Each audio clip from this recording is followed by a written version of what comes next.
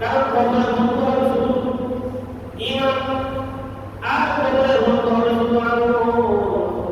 ঈমান আর আমল তার পরম বন্ধু তার কবরের মাঝে অবতীর্ণ। কবরের মাঝে বলতে থাকে থেকে বাঁচার চেষ্টা করবে, হুঁশিয়াতে ভয় থেকে হুঁশিয়ার থেকে বাঁচার চেষ্টা করবে, মেঘানের বাঁচার থেকে বাঁচার চেষ্টা করবে। ওই মুসলিম কিতাবের ভিতরে আছে এক ব্যক্তির আমল যখন মিজানের পাল্লায় না হবে, তার আমল নামা যখন ওজন করা হবে, দেখা যাবে তার ব্যক্তির পাল্লা থেকে গুনার পাল্লা এত ভারী, নেকির পাল্লাকে উপর থেকে গুনার পাল্লাটা নিচে তখন সেবা থাকতে থাকবে। কাজে কাজে কোনো বন্ধু নাই, বামে তাকাইলে না তার কোনো বন্ধু না, পিছনে তাকাইবে না তার কোনো বন্ধু নাই, সামনে ঘুরবে তার কোনো বন্ধু নাই। এমন মহা বিপদের সময় তার থেকে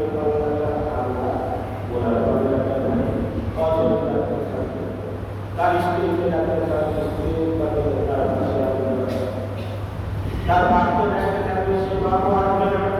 এক কথায় বিরাট কালেকশন সব কিছু সে আহ্বান করবে, যারা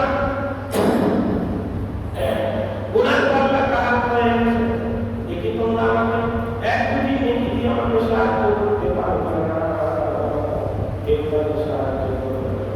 সে কথা মনে করবে যাকে মাথার খাওয়ায় না, এত উপকার করবা, আমি তো পুরো বলতে পারলাম নিজের কাছে উদ্যোগটা আমার সেটা বলা তাকে অধরে থাকবে।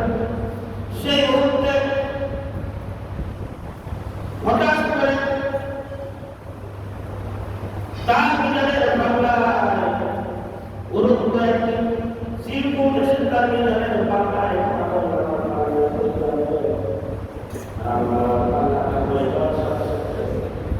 পাল্লাটা এত ভারী হবে, এত ভারী হবে, এত ভারী হবে, আল্লাহ রাসূল বলেন সত্তর এই সামান্য চিরকুটের কারণে পাল্লাটা এত ভারী হবে। সাত আসমান তুমি লৌহ কলম তার সে গোড়ার পাল্লায় এর পাল্লায় সবচেয়ে বেশি ভারী হবে। যে ব্যক্তিটি তার বন্ধু বান্ধব তার কাছে ভোগার কারণে শেষ পর্যন্ত চিন্তা করলো, বন্ধু বান্ধব যখন আমার ভোগার করলো না, দেখি আমার সন্তান আমার বেড়ার কালেকশনে কেউ আমার ভোগার করে কেউ যখন তার ভোগার করল না। এই বিপদের সময় তার যখন মিজানের পাল্লায় গুরুত্বের দিন চিন্তা বেশি যখন করে গেল, মিজানের পাল্লায় এত ভারী হলো, এত ভারী হলো, এত ভারী হলো, যার কারণে সে যখন চিন্তা তখন সে বসে হাসতে থাকবে।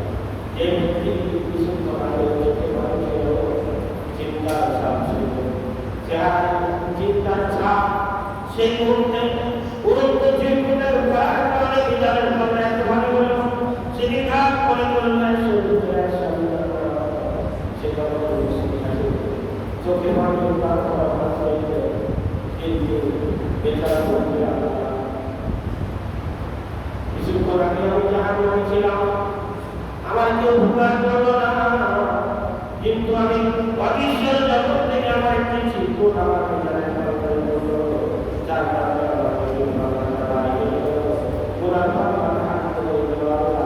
আমার দেখতে পৌঁছাই দেখি কাগজে লেখা আছে।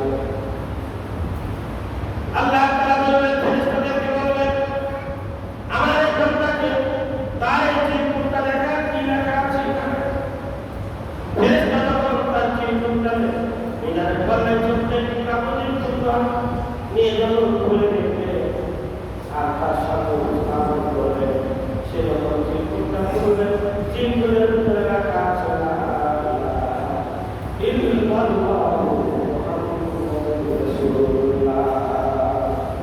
চিন্তুটটা দেখে হাত হতাশ হয়ে যাবে।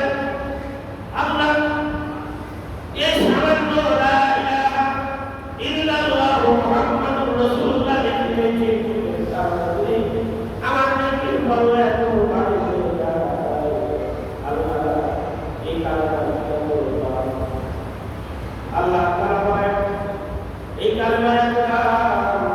এই কালেমাতে লেখা আছে পৃথিবীর শ্রেষ্ঠ কালেমা, শ্রেষ্ঠ কথা লা ইলাহা ইল্লাল্লাহ, আল্লাহ ছাড়া দ্বিতীয় কোনো প্রভু নাই, মুহাম্মাদুর রাসূলুল্লাহ, পৃথিবীর শ্রেষ্ঠ মানুষ মুহাম্মাদুর রাসূলুল্লাহ, আল্লাহর প্রিয় রাসূল।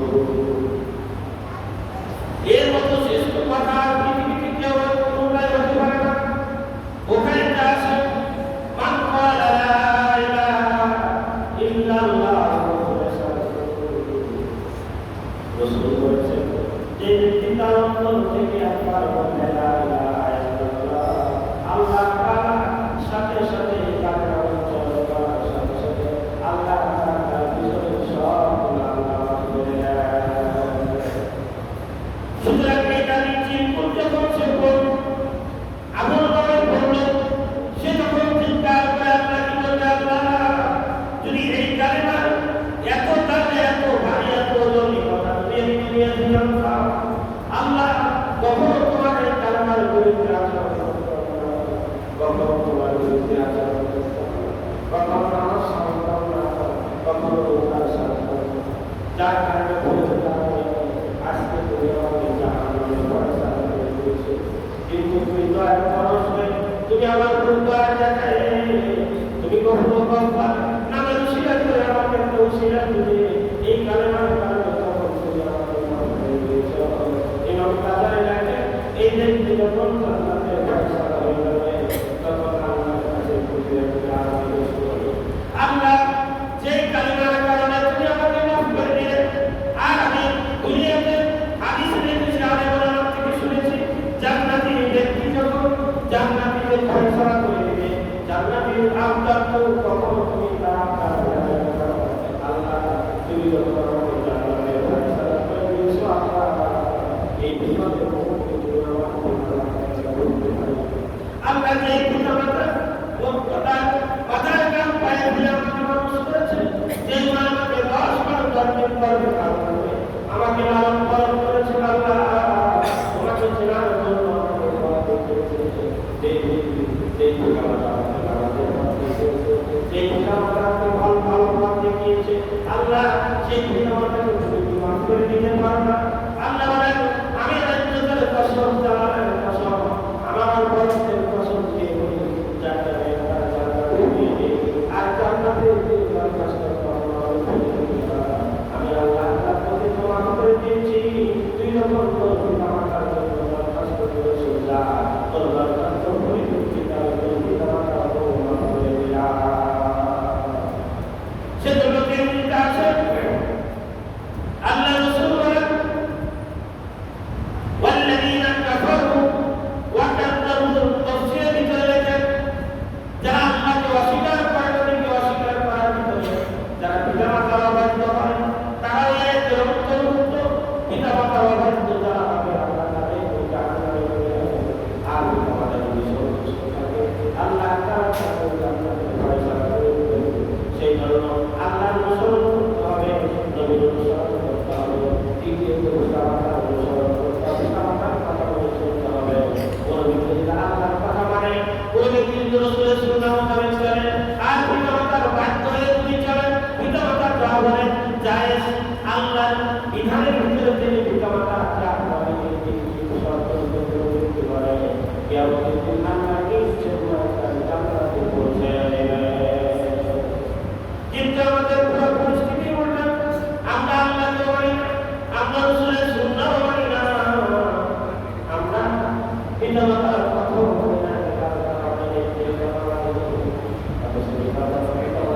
মানি না, কখনো এই ব্যক্তি ভক্ত হতে পারে না, যে সন্তান তার পিতামাতার কথা মানে সেরকম ভক্ত সন্তান হতে পারে না। সেজন্য আল্লাহ বলেছেন আল্লাযীনা কাফারু ওয়া কাযযাবু বিআয়াতিনা, যারা আমাকে অস্বীকার করে, আমার নবীকে যারা অস্বীকার করে, আমার ধর্মে আমার পিতামাতাকে যারা অস্বীকার করে, উলাইকা আসহাবুন নার, তারা জাহান্নামে নিবাসী, হুম ফিহা খালিদুন, তারা জাহান্নামে চিরকাল থাকবে। সেজন্য আমরা